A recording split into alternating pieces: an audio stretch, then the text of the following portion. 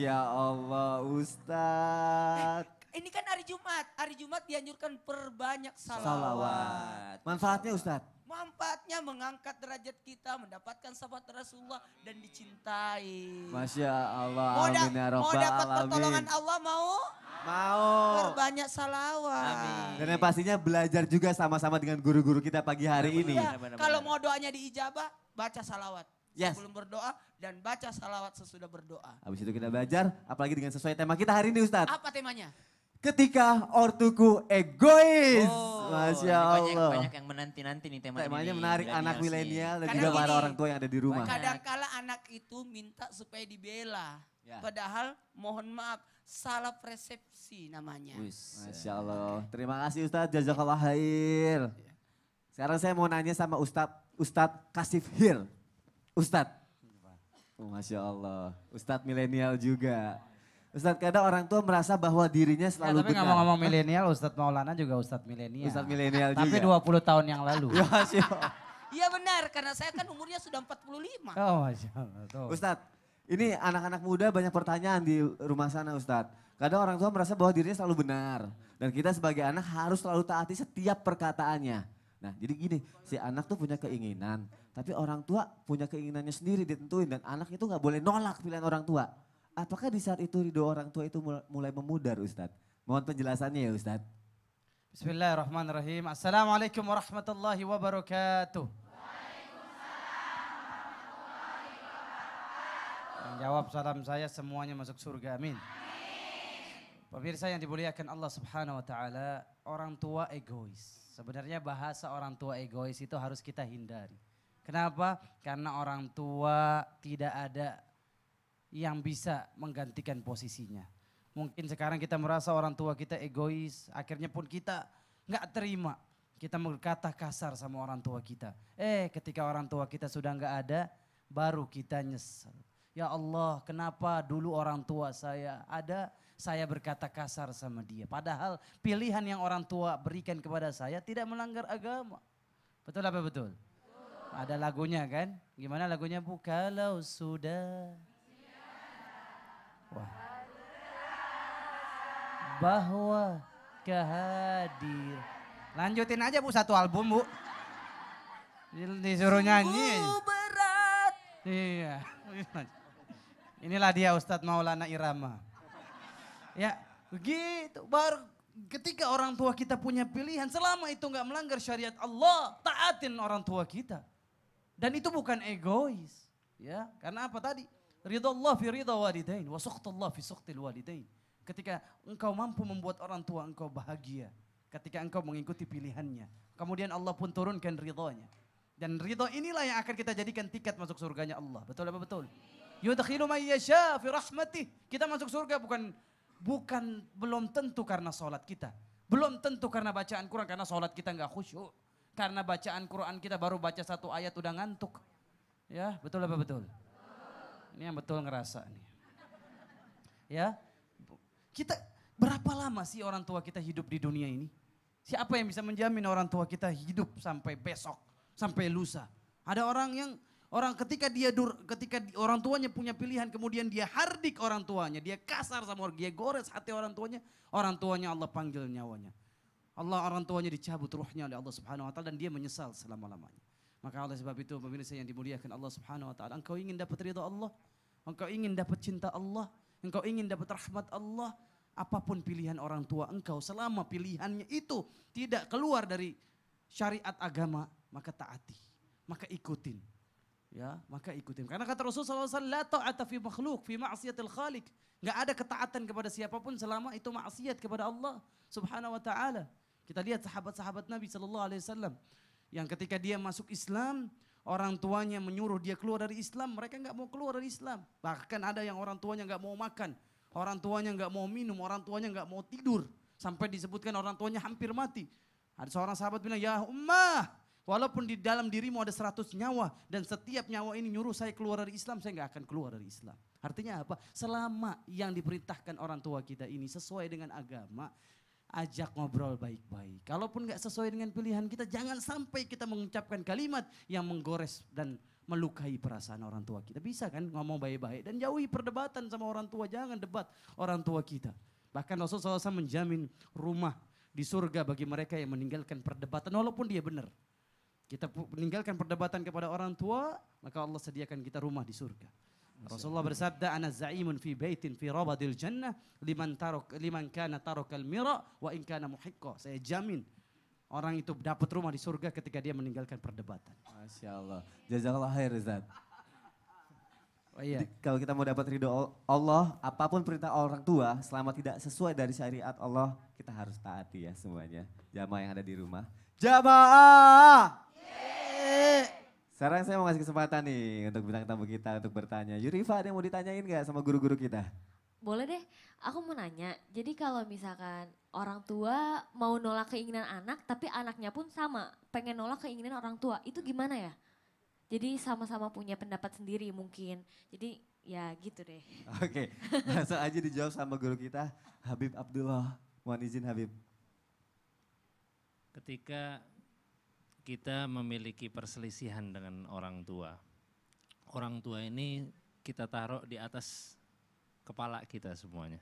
Karena kita berharap ridhonya orang tua. Karena sampai kalau melanggar terhadap ridhonya orang tua ini, kita mendapatkan murkanya Allah Subhanahu wa taala jalla jalaluhu wa taala. Mudah-mudahan kita dihindarkan semua dari itu. Dan yang pertama kali, langkah pertama adalah kita sama-sama menenangkan diri. Ajak orang tua kita istighfar. Bu, Pak, istighfar ayo. Astaghfirullahaladzim, astaghfirullahaladzim. Tenangin kita punya hawa nafsu. Karena ketika kita marah itu, yang luap itu adalah hawa nafsu kita. Maka tenangin dengan istighfar. Setelah kita tenangkan dengan istighfar, misalnya ini pilihan, kita ngerasa baik untuk kita. Orang tua pun merasa ini baik untuk dia. Ayo kita sama-sama. Kita punya tuntunan dari baginda Nabi Muhammad SAW. Kita sholat istikharah. Bapak sholat istikharah, ibu sholat istikharah. Kita pun sholat istikharah. Ini kira-kira benar gak? Mudah-mudahan Allah Subhanahu wa taala memberikan jawaban yang pas bagi kita semuanya. Amin. Jazakumullah. Khair Habib. Gimana Yurifa? Sudah terjawab. Terjawab, tenang Iya. ya. Jadi tahu apa yang harus dilakukan ya. Iya betul. Oke, kita belajar terus pagi hari ini semuanya ya. Jamaah. Lanjut lagi tausiahnya. Oke, ini pertanyaannya gini sekarang. Sebagai orang tua juga pasti ada alasan untuk tidak merestui anak. Pasti. Tapi di satu sisi sang anak tetap kekeh nih. Mau pilih yang sesuai keinginannya. Nah itu gimana tuh? Kita sebagai ortu menghormati pilihan yang ditentukan oleh sang anak. Langsung saja kita dengarkan tausiah dari guru kita Ustadz Maulana. Silakan Ustadz. Izin. Bismillahirrahmanirrahim. Jamaah. Satu bentuk pujian dan rasa syukur kita sebagai orang tua. Kali ini kita memposisikan diri kita sebagai orang tua. Bagaimana kita memposisikan diri kita kepada sisi orang tua dalam menghadapi pilihan yang diinginkan oleh anak. Ketahuilah kalau mau menasihati anak, sejajar. Sejajar. Jadi kalau anaknya kecil, turun. Nah gini, jadi begini. Jadi anak-anak begini. Jadi gitu. Jangan menasihati anak di bawah, kemudian orang tua, jangan, tidak boleh. Jadi sebaiknya sejajar. Lalu cari waktu yang tepat. Makanya posisikan diri kita bagaimana bahwa anak itu punya kehidupan sendiri. Punya kehidupan. Bukan berarti kita punya cita-cita mau jadi dokter, lantas anak kita dipaksa jadi dokter. Karena dia punya kehidupan sendiri. Sony punya anak 2. Yang pertama mau dijadikan apa? Mau jadi jenderal katanya. Yang kedua? Mau jadi hafizah. Tapi yang pertama juga aku insya Allah rencananya mau diarahkan menjadi hafiz dan hafizah. Oh alhamdulillah. Ini kata-katanya bagus. Diarahkan. Tepuk tangan dulu dong. Diarahkan. Karena kita jangan memaksa. Mereka punya kehidupan. Dan mereka punya diri sendiri. Ikutilah dia. Arahkanlah dia. Ibu. Ibu. Waktu ibu kecil dipaksa nggak? Dipaksa nggak jadi ibu-ibu?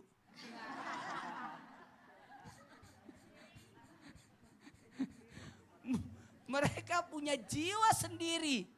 Bahkan jangan kita paksakan keinginan kita atasnya. Karena mohon maaf, anak itu bagaikan besi. Kalau besi kecil masih bisa dibentuk. Kalau mau membentuk dari kecil.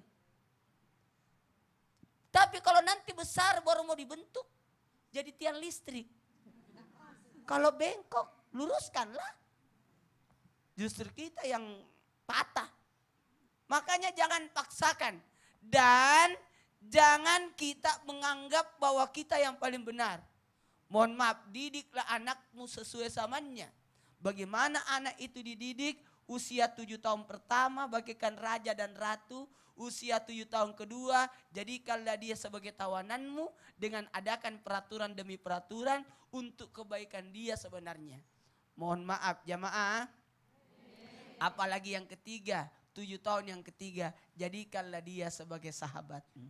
Dan kita busurnya, anak adalah anak panah. Bagaimana kita